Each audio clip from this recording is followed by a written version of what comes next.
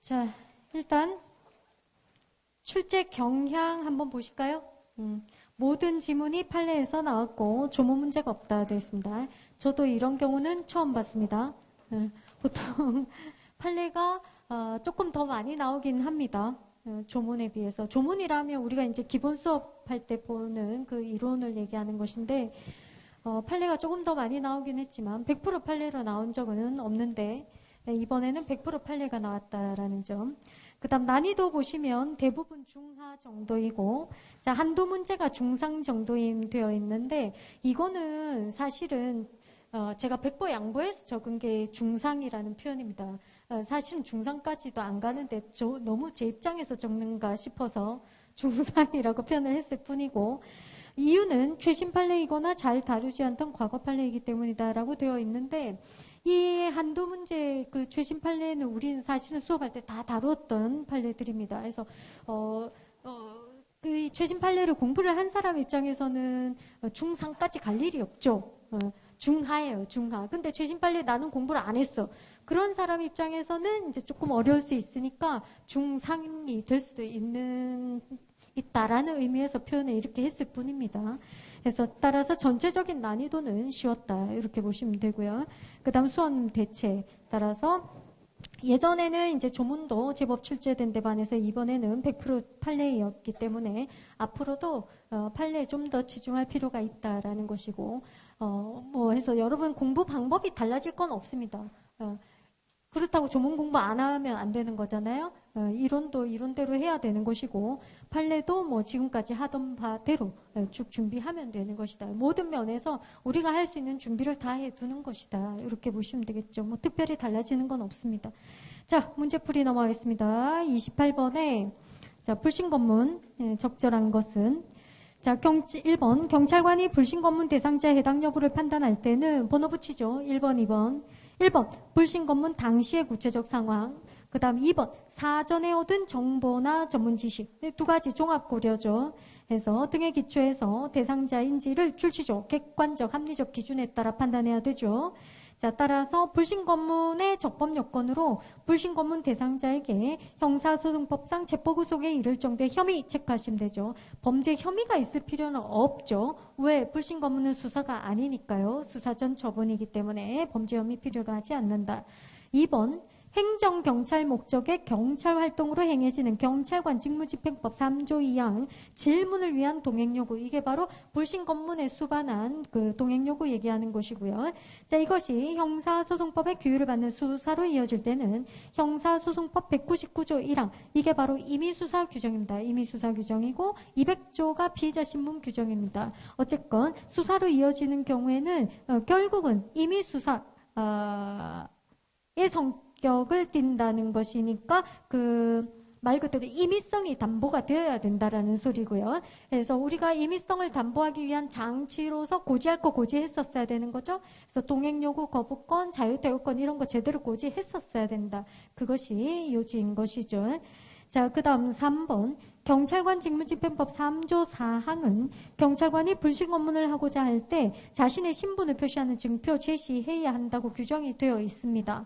자, 시행령에 따르면 자, 신분을 표시하는 증표가 경찰관의 공무원증이라고 규정이 되어 있습니다. 자, 경찰관이 불신 검문 과정에서 공무원증을 제시하지 아니었다면 어떠한 경우라도 되어 있죠. 이거 주의하셔야 되죠. 어떠한 경우라도 불신 검문은 위법한 공무집행에 해당한다? 아니죠. 그래서 신분증 제시하지 않았더라도 어떤 경우죠? 상대방이 이미 충분히 알고 있었던 경우, 그렇다면 제시하지 않았어도 된다 그랬습니다. 그래서 제시하지 않았다면 어떤 경우라도 위법이다. 이건 틀린 지문이 되는 것이죠.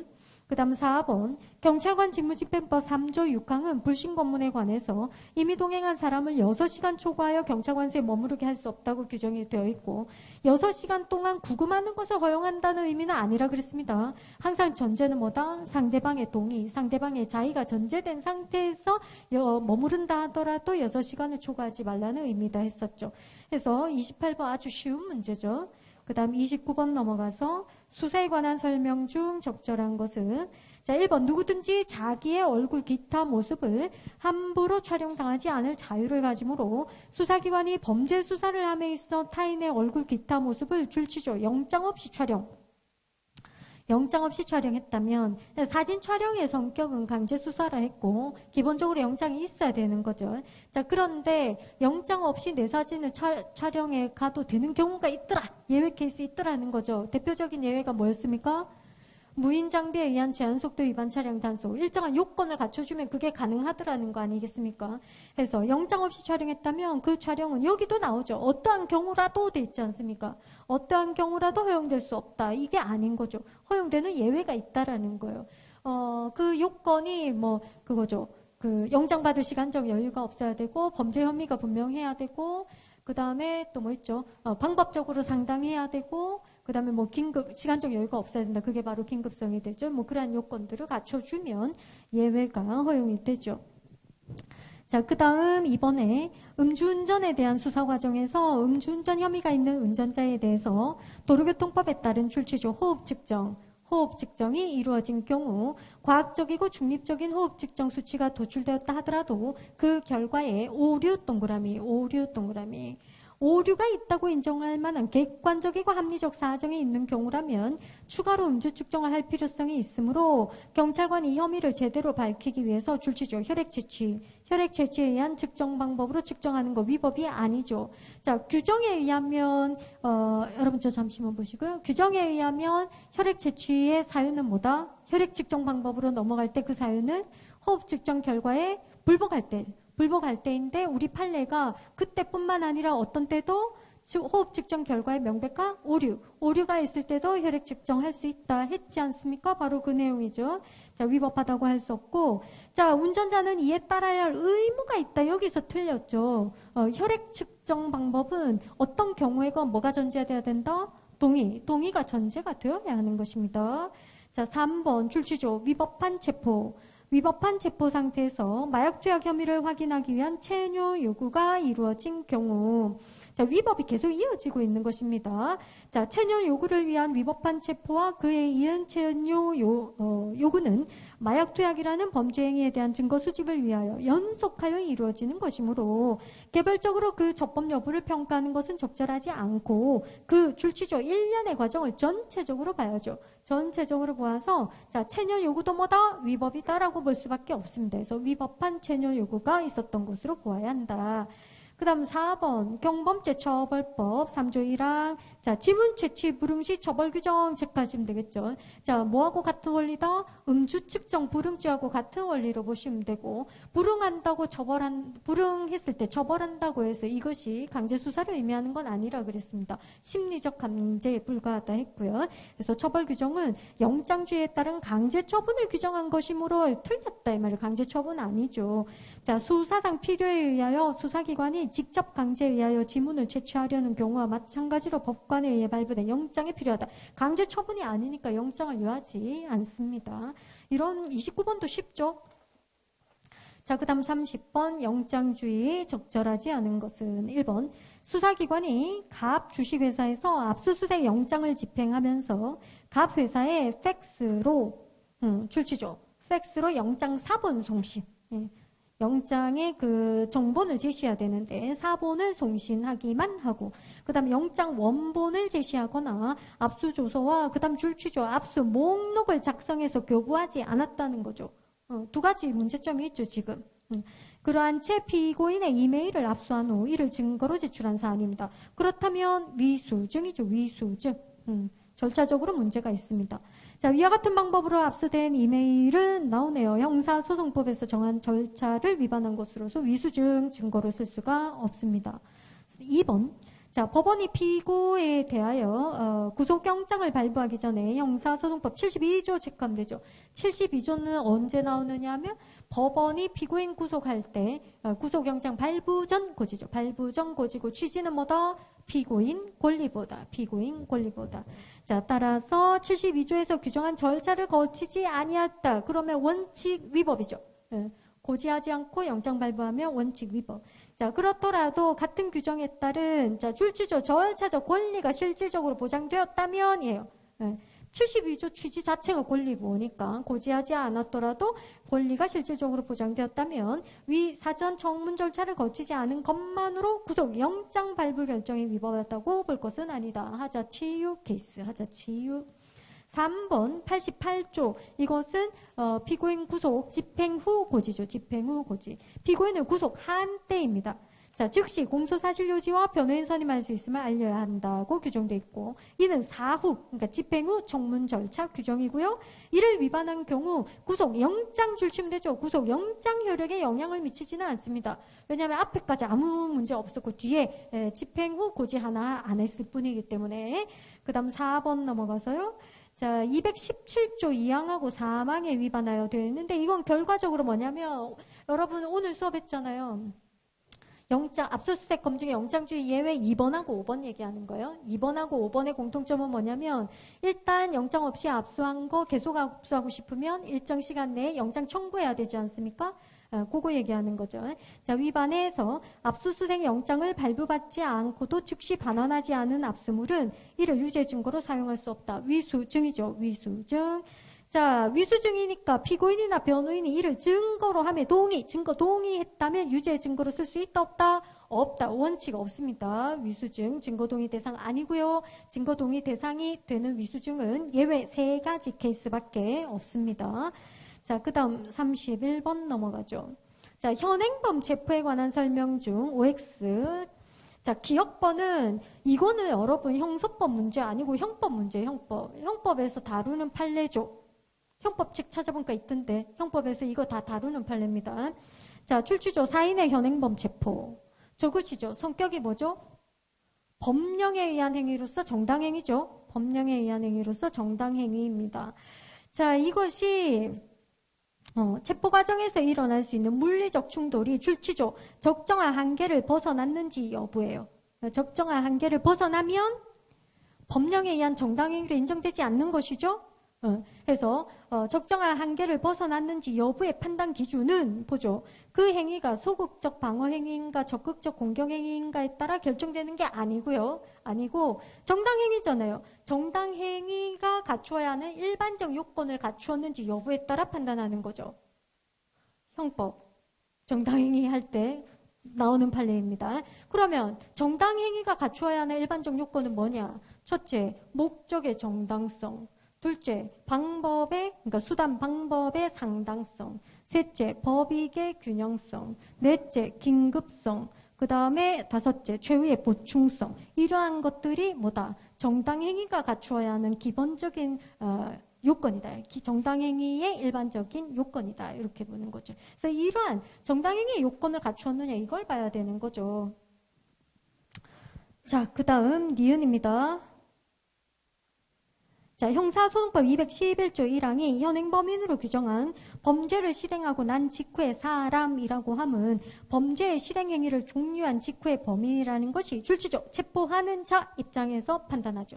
체포하는 자 입장에서 볼 때 명백한 경우를 일컫는 것이고 범죄의 실행행위를 종료한 직후라 함은 범죄행위를 실행하여 끝마친 순간 또는 이에 아주 줄치면 되겠죠? 접착된 시간적 단계를 의미하는 것으로 해석된다. 그래서 우리가 고유한 의미의 현행범인하면 시간적, 장소적 접착을 요하고 그 다음에 준현행범인 하면 시간적 접착을 요하고 어쨌건 시간적 접착이 필요하다.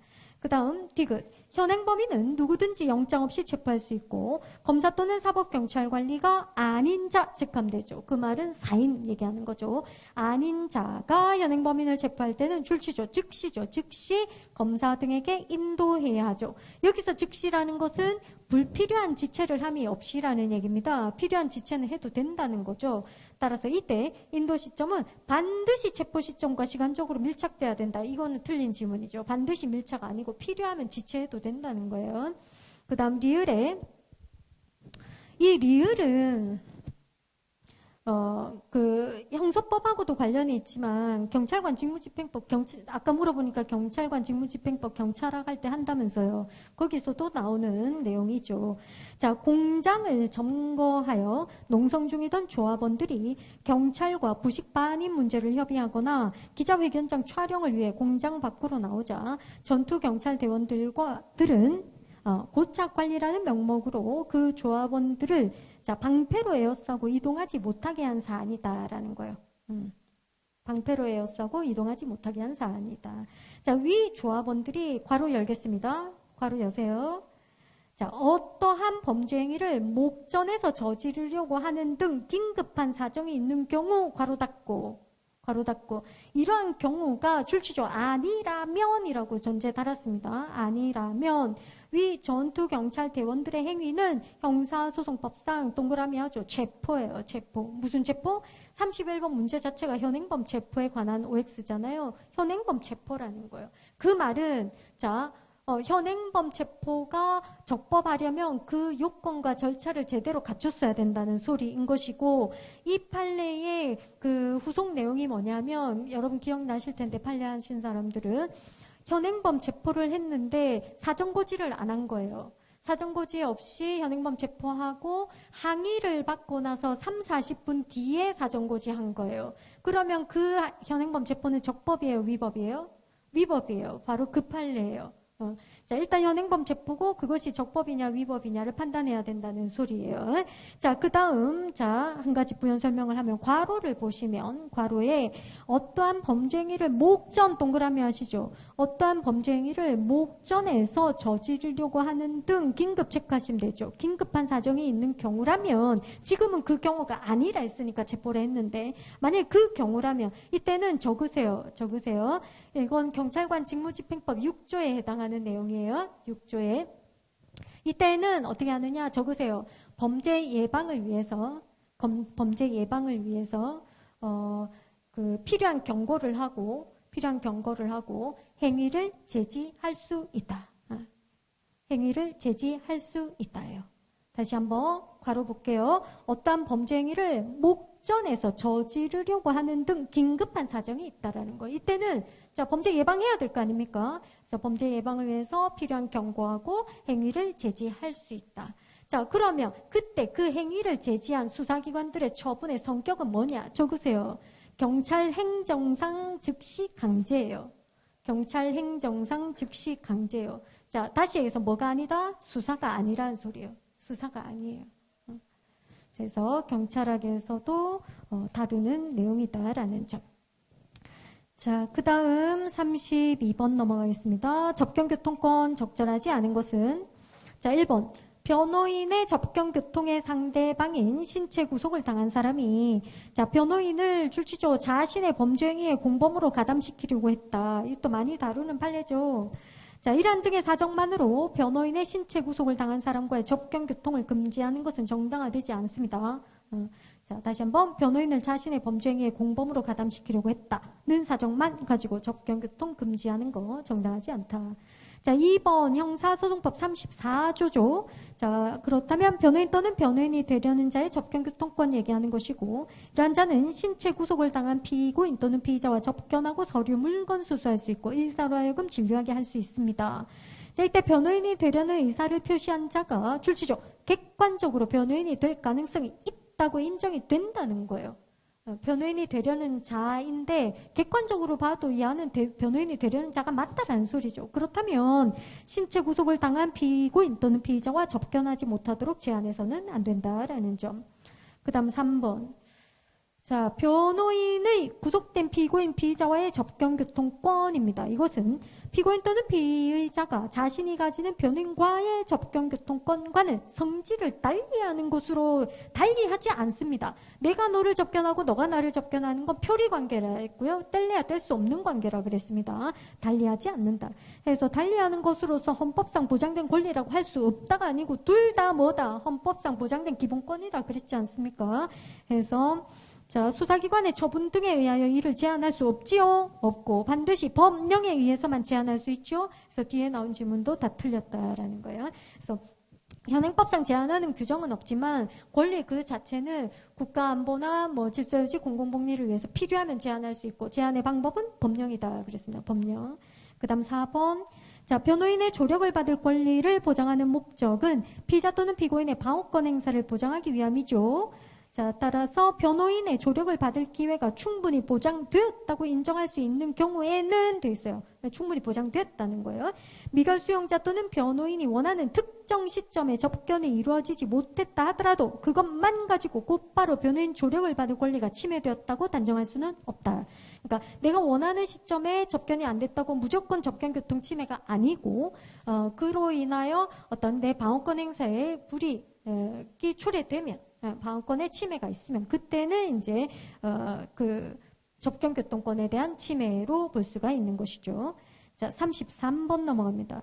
저작 매체의 이미 제출 적절하지 않은 것은 1번 이미 제출된 정보 저작 매체에서 압수의 대상이 되는 정보의 출처적 범위를 넘어서는 이에요.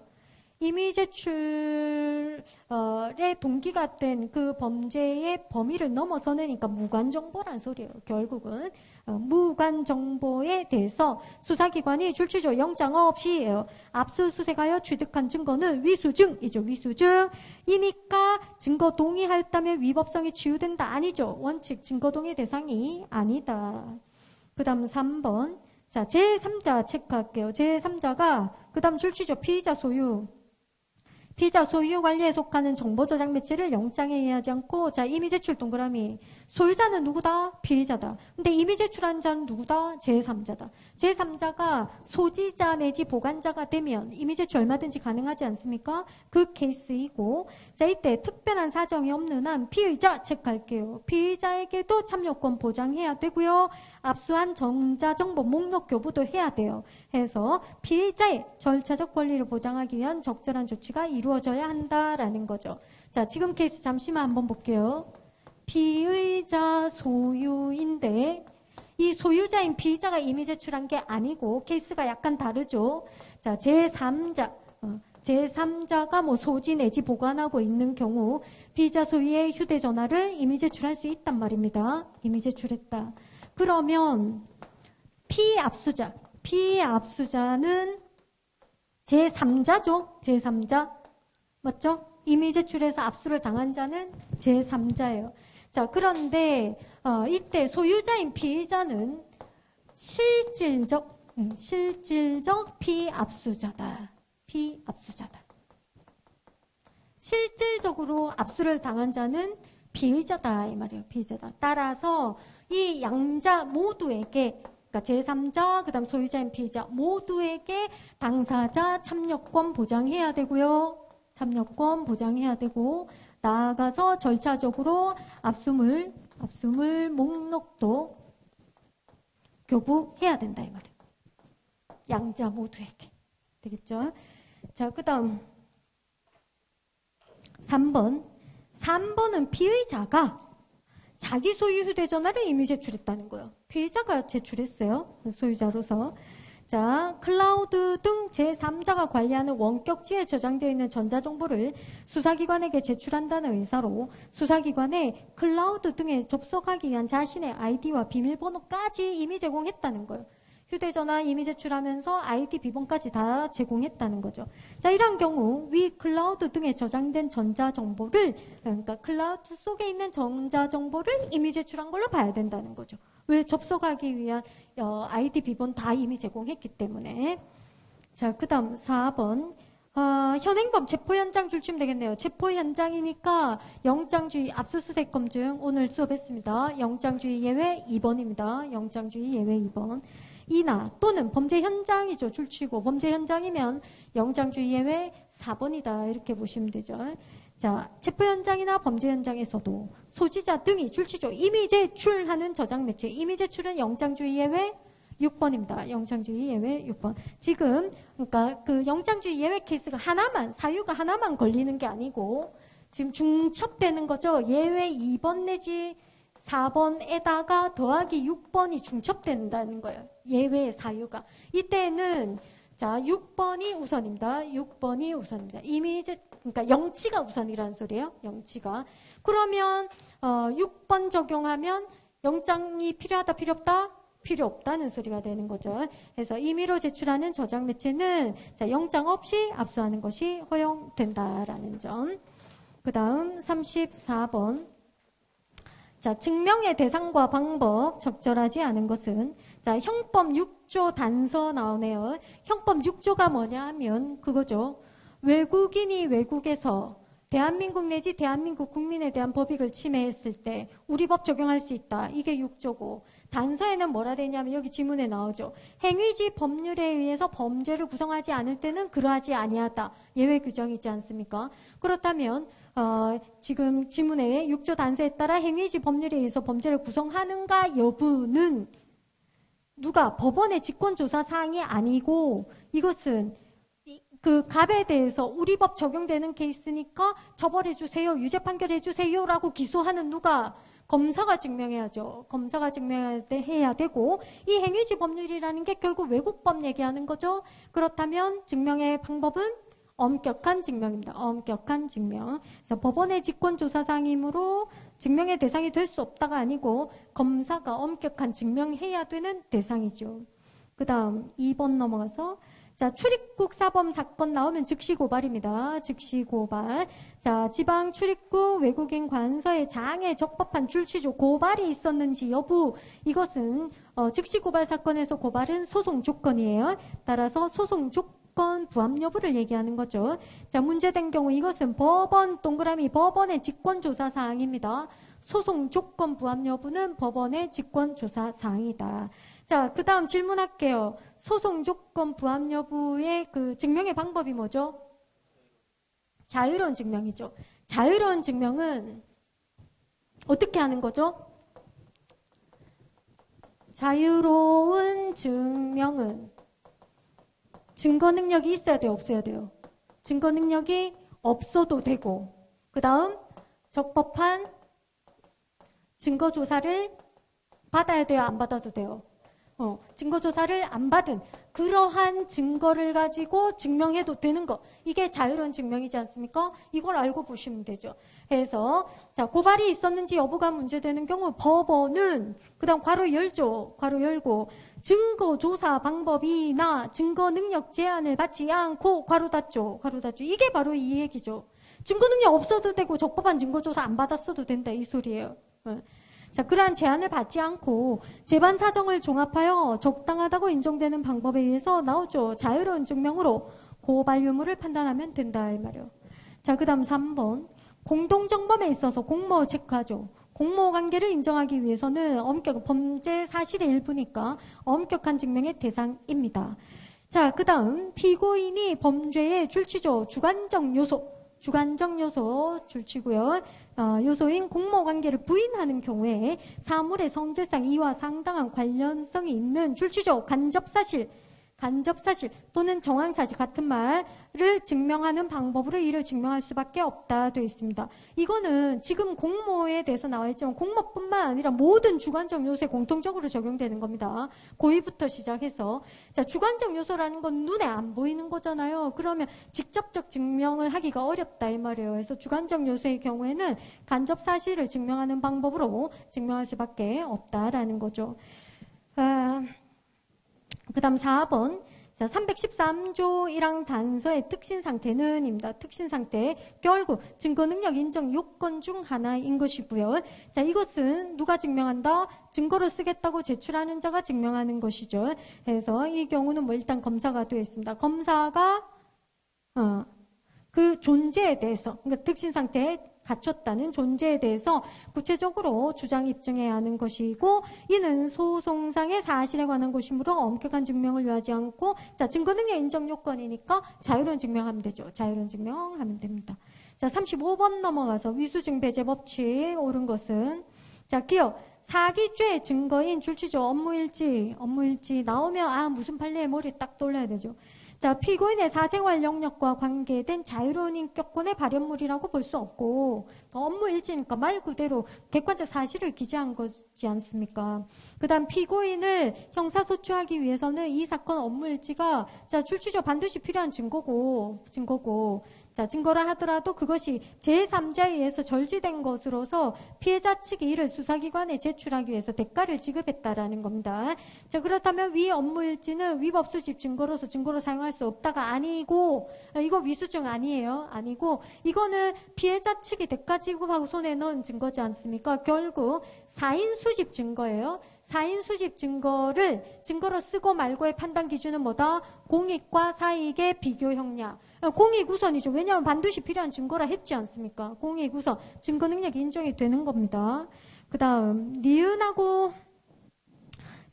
디귿이 이게 그 최신 판례예요. 최신 판례. 우리는 전부 수업 다 했던 내용입니다. 자, 니은의 사법경찰관이 줄치죠. 체포 당시 외국인인 피고인에게 줄치죠. 영사통보권을 지체 없이 고지하지 않았다면 돼 있어요. 이 영사통보권 고지 이게 무슨 말이냐면 이거예요. 우리나라 수사기관이 외국인을 체포나 구속을 하지 않습니까? 뭐 예를 들어서 인도네시아 사람을 체포 구속을 했다. 그러면 그 당시에 체포 당시에 그 인도네시아 그 피의자에게 알려야 돼요. 어떻게?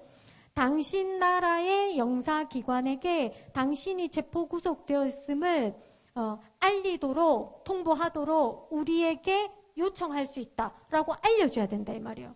왜냐하면 체포 구속 당한 외국인이 우리 수사기관한테 그러한 요청을 할 수 있는지 없는지 모르잖아요. 모르니까 알려줘야 된다. 자, 체포 구속 당시에 영사통보권이 있고 따라서 우리에게 그러한 요청을 할 수 있음을 알려줘야 된다. 그런데 지문에서 뭐라 돼 있죠? 체포 당시에 영사통보권을 지체 없이 고지하지 않았다 돼 있죠? 그렇다면 기본적으로 위법이란 소리예요. 위법이란 소리인데 자, 구체적 케이스를 좀 따져봐야 되죠.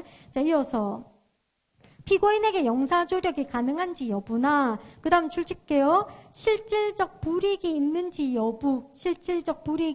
여부와 지문에는 상관없이 돼 있어요. 자, 일단 지문 다 볼게요. 상관없이 국제협약에 따른 피고인의 권리나 법익을 본질적으로 침해했다고 볼 수 있으므로 체포 구속 이후 수집된 증거와 기초한 증거물은 유죄 증거로 사용할 수 없다. 위수증이란 소리죠. 자, 틀린 이유가 뭐냐면 구체적으로 줄친 거 아까 실질적 불이익이 있는지 여부를 따져봐야 돼요. 불이익이 있는지 여부와 상관없이 무조건 위수증이다가 아니고 실질적 불이익 여부를 따져봐야 된다. 자, 이 구체적 케이스가 뭐냐면 자, 저 좀 보십시오. 사경 단계에서 외국인 체포해놓고 이 영사통보권 지체 없이 고지 안 했어요.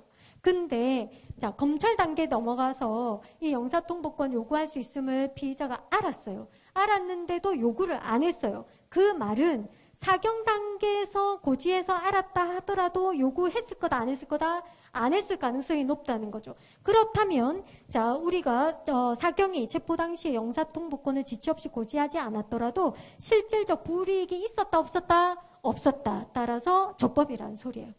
그 불이익 여부를 따져봐야 된다는 것이죠. 그 다음 디귿입니다. 자, 특별한 사정이 존재하지 않는 이상, 자, 줄칩니다. 피고인에게 실질적 반대 신문권의 기회가 부여되지 아니한 채 이루어진 증인의 법정 진술 되어 있습니다. 이것은 위법 수집 증거다 되어 있는데 이건 무슨 말이냐면 우리가 공판 넘어가서요 증거조사를 함에 있어 증거조사 방법 중에 하나가 이제 증인에 대해서 신문을 하는 것인데 이 증인신문은 어떻게 하느냐 하면 증인신문을 먼저 그 신청한 자가 해요. 신청한 자가 신문을 먼저 하고요. 그 다음에 반대 당사자가 해요. 반대 당사자가 신문을 해요. 신청한 자가 먼저 신문하는 걸 우리가 주신문이라 하고요. 그 다음 반대 당사자가 행하는 신문을 반대신문이라 합니다. 반대신문이라 하는데 지금 지문에서 피고인이 반대신문권자로 나오죠. 그죠? 그렇다면 주신문자는 누구란 소리예요? 검사라는 소리예요. 검사가 신청한 증인이라는 소리예요. 자, 검사가 신청한 증인인데 다시 질문을 보시죠. 피고인에게 실질적 반대신문의 기회가 부여되지 않은 채 이루어진 증인의 법정 진술 되어 있어요. 여기서 이 법정 진술이 결국 뭐냐? 증인이 주신문할 때 행한 진술. 이걸 법정 진술 이렇게 표현이 되어 있는 것이다. 검사가, 즉 검사라고 했나요? 검사가 주신문할 때 증인이 진술한 거, 그거 얘기하는 거죠.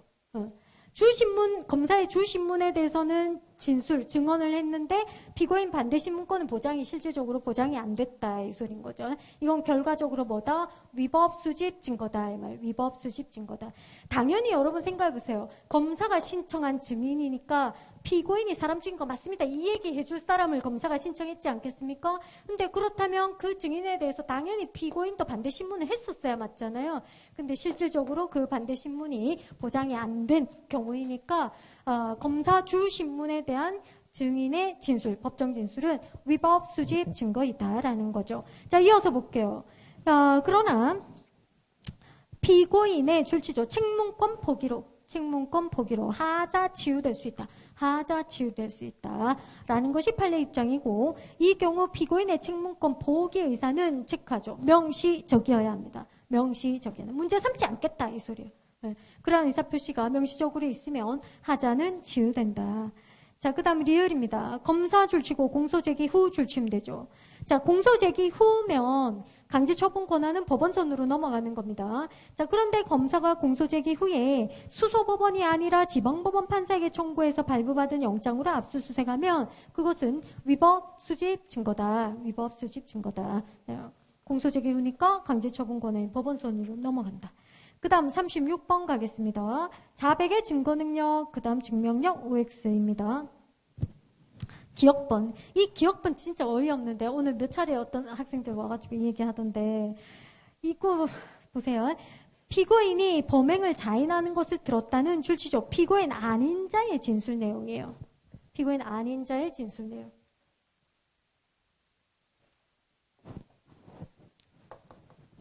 피고인 갑이 자백을 했는데 이 자백을 A가 들었다 이 말이에요. 들었다. 이 피고인 아닌 자. 그러니까 갑이 이렇게 자백하던데요 라고 얘기하는 거예요. 그죠? A가. 그러면 이 A의 그 들은 자의 진술이 피고인 갑의 진술은 아니잖아요. 피고인 갑은 갑이고 들은 A는 A인 거죠. 같은 사람이 아니잖아요. 자, 해서 보세요. 피고인 아닌 자의 진술 내용은 형사소송법 310조 피고인 자백에 포함 안 되죠. 310조가 자백 보강법칙 얘기하는 거죠. 피고인 자백 아니죠. A의 말은 A의 말이지 갑의 말은 갑의 말이고. 자, 다만 보세요. 실질에 있어서는 같다 이 말. 실질에 있어서는. 왜? 갑이 자백했고 그 자백을 들은 말을 그대로 옮기니까 실질적인 내용은 같은 말이죠. 맞죠? 따라서 이 A, 들은 자의 진술은 자백과 독립되어 있지 않죠. 자백과 독립되어 있지 않으니 보강증거가 될 수 없다 이 말이에요. 보강증거가 되려면 자백하고 독립되어야 되는데 독립되어 있지 않기 때문에. 그러나 갑의 말은 갑의 말이고 A의 말은 A의 말이지 같은 사람의 말은 아니다. 그러나 실질에 있어서는 말의 진술의 내용은 같다 이 말이에요. 독립되어 있지 않다. 해서 계속 볼게요. 자백을 자백으로 보강할 수 없다는 법리에 따라 그 진술 내용을 피고인 자백에 보강 증거로 할 수 없다. 이건 맞아요. 앞에 지문이 틀렸죠. 피고인 자백에 포함되며가 아니고 포함되지는 않지만 실질적으로 독립되어 있지 않기 때문에 보강 증거가 될 수 없다는 거죠.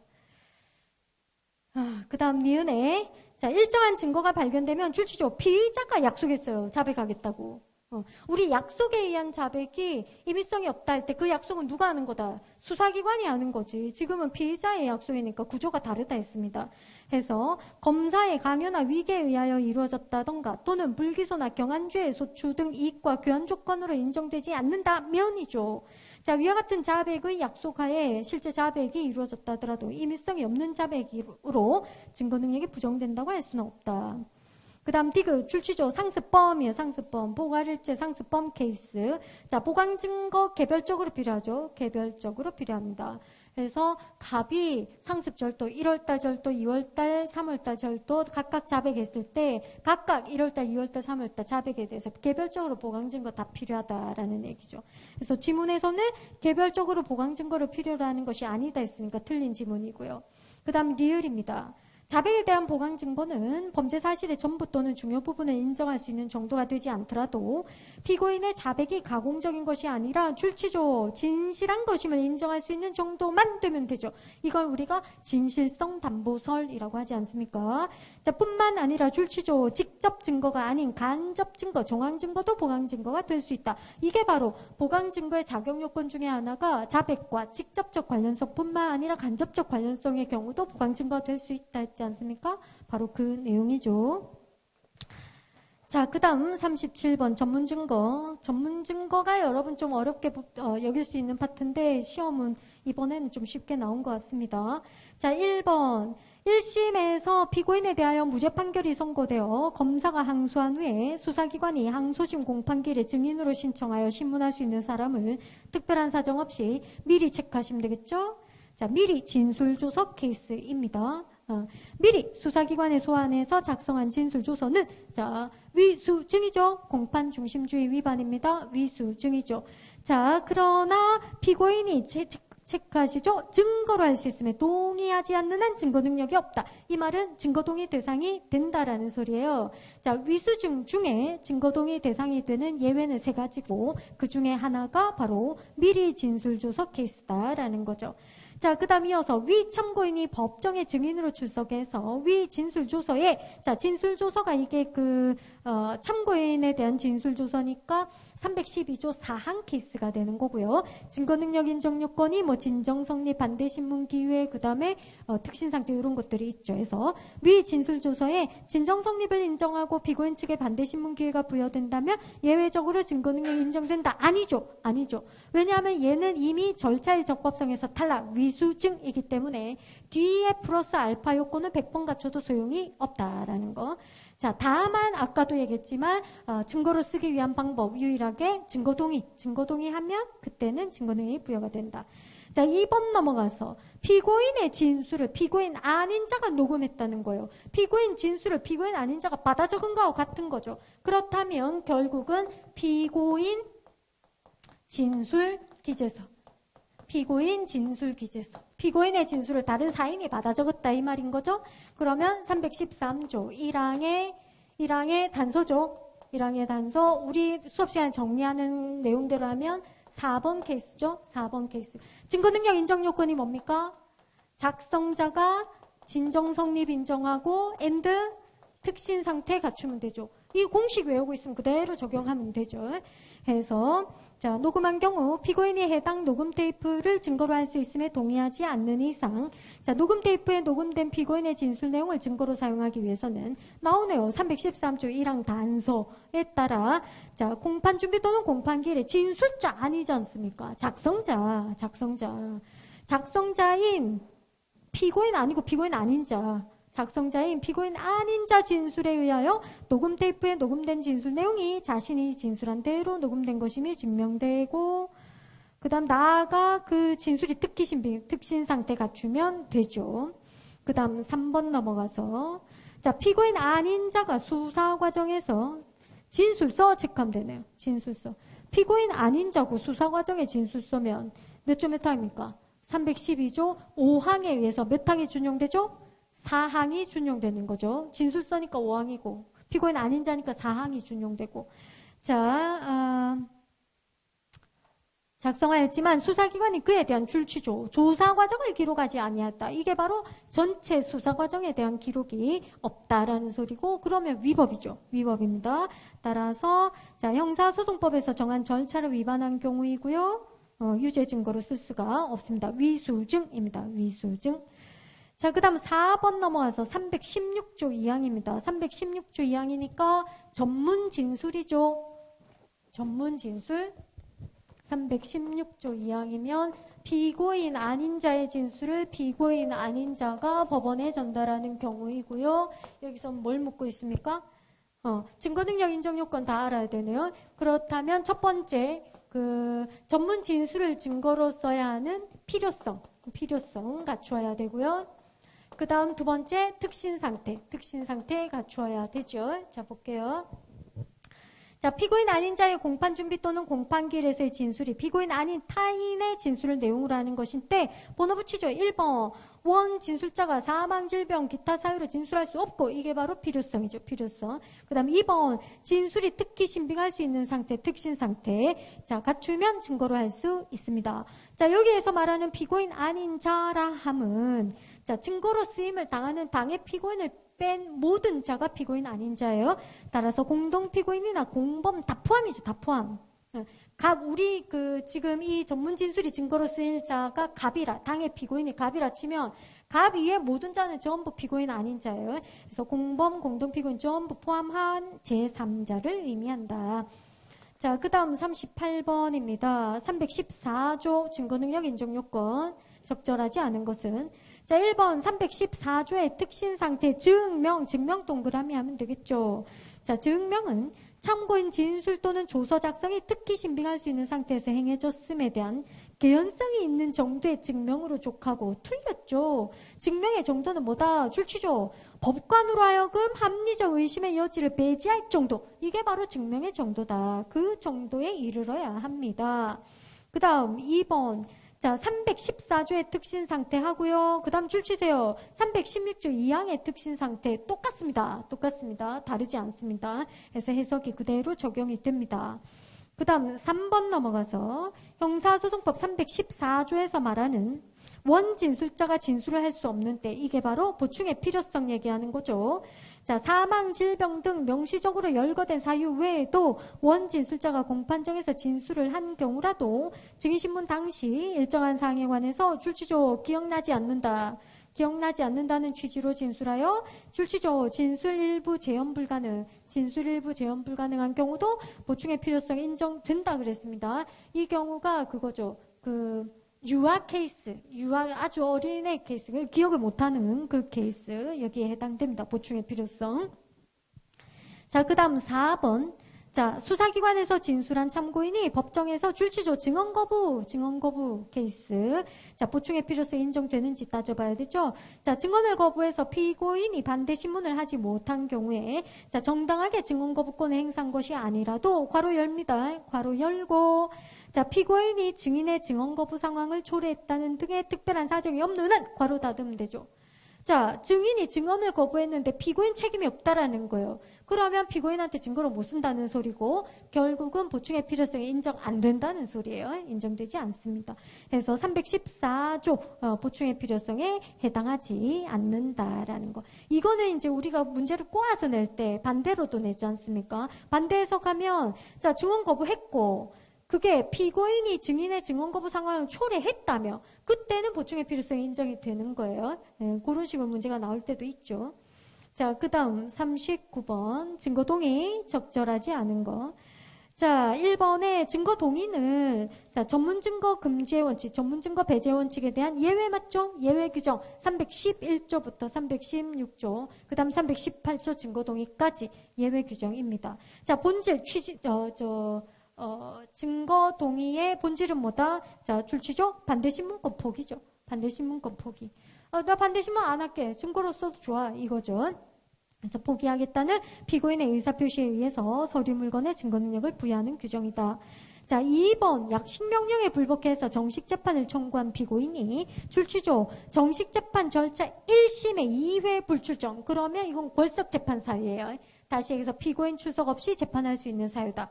자, 골석 재판할 수 있는 케이스인데 네가 진짜 출석 안 해. 그럼 뭘로 본다? 반대신문권 포기로 보는 것이다 라는 거예요. 자, 해서 형사소송법 318조 2항에 따라 피고인의 증거 동의가 있는 걸로 간주되죠. 네가 출석 안 했으니까 반대신문 포기한 걸로 보는 것이죠. 자, 증거동의 간주된 후에 자, 1심 법원이 줄치조 증거조사를 완료했대요. 자, 증거동의에 대한 취소 철회는 언제까지 할 수 있다? 증거조사 완료 전까지. 증거조사 완료 전까지. 근데 완료했대요. 그러면 이제 취소 철회를 할 수 없습니다. 자, 완료하였더라도 피고인이 항소심 체크하면 되죠. 1심에서 증거동의 간주됐고 증거조사 완료했는데 항소심에 출석해서 공소사실 부인하면서 자, 증거동의를 취소 철회한다는 의사표시를 하더라도 효력이 없죠. 따라서 증거능력이 상실되는 게 아니고 취소 철회는 효력이 없습니다. 증거능력 그대로 인정이고요. 자, 그 다음 3번.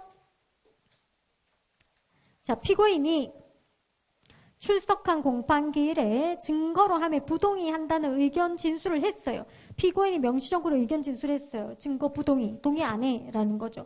이런 경우, 자, 그 피고인이 출석하지 않은 공판기일에 변호인 체크하면 변호인만 출석해서 종전 의견을 번복해서 증거 동의할 수 있다 없다?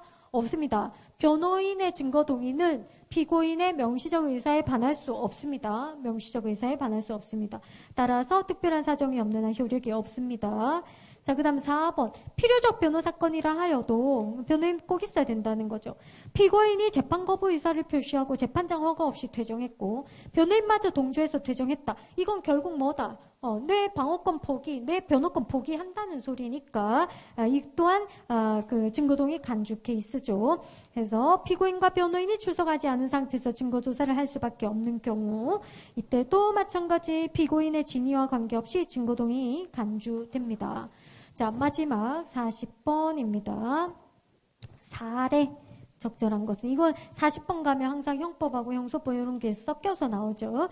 자, 친구 사이인 갑을병은 사업가 A의 사무실 금고에 거액의 현금이 있다는 정보를 입수한 후에 갑과 을은 A의 사무실 금고에서 현금 절취, 그 다음 병은 100m 떨어진 곳에서 망을 보기로 모의했고, 자, 범행 당일 오전 10시경에 갑, 을은 사무실에 들어가서 현금 절취했고 망을 보던 병은 망을 봤다는 거죠. 자, 함께 도주했다라는 겁니다. 이때 자, 갑을병은 검거되어 절도 혐의 수사받고 줄치조 공동으로 기소되어 심리가 진행되었다 돼 있어요. 갑을병이 공동으로 기소되어 심리 진행이라는 것은 갑을병이 그 공범인 공동 피고인이라는 소리입니다. 공범이죠, 갑을병이. 그죠? 공범이고, 자, 공동 피고인이라는 건 뭐다? 같이 재판받고 있다는 소리예요. 지금 공범이면서 같이 재판받고 있다라는 거. 자, 그 다음 이어서 볼게요. 자, 검사는 경찰 수사 단계에서 경찰 체크하면 되죠. 작성된 공범을 대해서 공범을에 대한 피의자 신문 조서를 갑의 범죄 혐의 입증의 증거로 제출했다. 그러면 당의 피고인은 누구다? 갑이다 이 말이죠. 갑이고 그다음에 공범을에 대한 사경 작성 피신 조서니까 몇 조 몇 항 적용입니까? 312조 사경 작성 공범을이니까 312조 3항이죠. 3항. 증거능력 인정 요건은 뭡니까? 내용 인정. 누가 해야 됩니까? 당의 피고인 갑이에요. 당의 피고인 갑이. 자, 그런데 갑은 자, 줄치조 내용을 부인했다 나오지 않습니까? 그렇다면 자, 이 공범을에 대한 사경 작성 피신 조서는 갑에게 증거 능력이 없죠. 증거로 쓸 수 없습니다. 한편 병은 갑의 공소 사실에 대해 증인으로 채택되어 병이 갑에 대한 공소사실에 증인으로 채택되어 선서하고 증언하면서 갑의 범행을 덮어주기 위해 기억에 반하는 허위 진술을 했다 나왔죠. 이 말은 위증죄가 돼 안 돼 이걸 묻고 싶은 거예요 지금. 자, 괄호에 보면 주거 침입, 손괴, 기타 특별법 위반은 고려하지 마라 되어 있습니다. 자, 1번 보시죠. 갑과 을에 대해서 형법 331조 2항에 합동절도 체크하면 되죠. 2인 이상 합동해서 절도했다 이 말이죠. 성립하는데 현장에서 협동관계가 인정되지 않는 병에 대해서는 단순절도가 성립한다. 틀렸죠. 망을 보고 있는 것도 뭐다? 합동이다. 합동. 망을 보는 것도 합동이라 그랬어요. 이거 다 형법이죠. 자, 따라서 단순절도 아니고 전부 똑같이 합동절도이고요. 그 다음 2번. 만약 갑과 을이 A의 사무실 출입문 되겠죠. 출입문 시정장치 손괴. 시정장치 손괴하다가 발각되어 도주했다면 갑과 을의 행위에 대해서는 특수절도 미수가 아니죠. 절도가 되려면 실행착수가 뭡니까? 물색행위시가 실행착수인데 시정장치 손괴를 가지고는 물색행위가 없다 이 말이에요. 자, 따라서 실행착수가 없어요. 실행착수가 없으니 미수도 성립하지 않습니다. 이 경우 위에서 뭐 주거침입 고려하지 말아 했지만 뭐 주거침입은 실행착수가 인정이 되죠. 그 다음 3번에 자, 을의 피의자 신문 조서는 이건 아까 우리 위에서 계산 다 끝났습니다.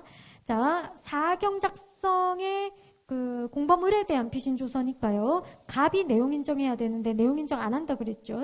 자, 그래서 을이 법정에서 내용을 인정하면 갑이 내용을 부인하더라도 갑 공소 사실에 대한 증거로 사용할 수 있지가 않죠. 당의 피고인이 내용 인정해야 됩니다. 그 다음, 자, 마지막 4번. 병에 대해서 아까 병이 거짓말했다 했지 않습니까? 증인으로 증언하면서 위증죄 되나 안 되나인데 병에 대해서는 형법상 위증죄가 성립하지 않는다예요. 자, 이거는 사실은 그거죠. 공판 넘어가서 나오는 내용인데 공판. 물론 제가 그 문제풀이하고 판례할 때도 설명한 것 같은데 설명은 제가 하긴 했습니다만 몇 번 했습니다. 사실은 공판이죠. 자, 공범인 공동피고인의 경우는 지금 공동피고인이니까 갑, 을, 병이 묶여서 같이 재판받고 있다는 소리입니다. 그러면 이 묶여서 재판받고 있는 이 당해소송 절차에서는 갑을, 병은 증인이 될 수가 없습니다. 서로 간에 증인이 될 수 없습니다. 왜냐하면 갑도 피고인, 을도 피고인, 병도 피고인이라는 겁니다. 증인이 될 수 없습니다. 자, 그런데 이 묶여서 재판받는 당해 소송 절차가 아니라 소송 절차가 분리되면 얘기는 달라집니다. 분리된다라는 거는 따로 재판받는다는 소리죠. 갑 따로 재판, 을 따로 재판, 병 따로 재판이라는 소리입니다. 그러면 갑 재판에서의 피고인은 오로지 누구다? 갑이다. 을 재판에서 피고인은 을이다. 병 재판에서 피고인은 병이에요. 그러면 갑 재판에서 을이나 병은 제3자가 되는 거죠. 다시 해서 증인이 되는 거예요. 을 재판에서 갑이나 병은 제3자 증인이 되는 거예요. 이때는 이제 서로 간에 증인이 될 수가 있다는 거예요. 증인이 될 수 있다. 자, 지금 질문은 뭐죠? 갑을, 병이 공범인 공동피고인 케이스지 않습니까? 그렇다면 병이 갑에 대해서 증인이 될 수 없습니다. 증인이 될 수 없으니까 위증죄가 성립하지 않죠. 위증죄는 누가 거짓말했을 때 성립하는 건데요. 증인이, 법률상 법률에 따른 선서를 한 증인이 거짓말을 했을 때 위증죄가 성립하는 것이기 때문이다라는 거죠. 자, 여기까지가 이제 시험에 관한 내용인데 하나만 더 얘기하겠습니다. 아까 질문이 들어왔기 때문에 오늘 수업한 내용 중에 184조 증거보전에서 자, 압수수색, 검증, 그 다음 증인, 신문, 감정 청구할 수 있지 않습니까? 맞죠? 184조 증거보전 차원에서 압수수색, 검증, 증인, 신문, 감정 청구할 수 있지. 피고인 신문, 피의자 신문 청구할 수 없다 했지 않습니까? 그런데 자, 그때 어떤 내용이 나왔냐면 공범이나 공동피고인을 피고인이니까 피고인 신문해주세요. 이건 할 수 없어요. 184조에서. 근데 뭘 할 수 있다? 증인으로 신문해주세요. 이건 된다 그랬지 않습니까? 된다 그랬죠. 자, 그러면 여기서 보면 공범인 공동피고인은 당해 소송 절차에서는 증인이 안 된다 했지 않습니까? 근데 지금은 또 증인으로 신문할 수 있다 했지 않습니까? 이걸 구분하셔야 된다 이 말이에요. 이거는 지금 수사 단계를 전제로 하는 얘기죠. 수사 단계에서 184조 증거 보전할 때 적용되는 내용이다라는 거예요.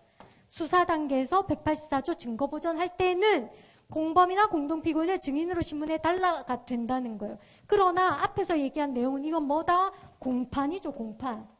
공판 단계에서는 당해 소송 절차는 증인이 안 된다 이 말이에요. 서로 간에. 구분하셔야 된다는 거죠. 별개의 내용이다 이 말이에요. 자, 여기까지입니다. 수고 많으셨습니다.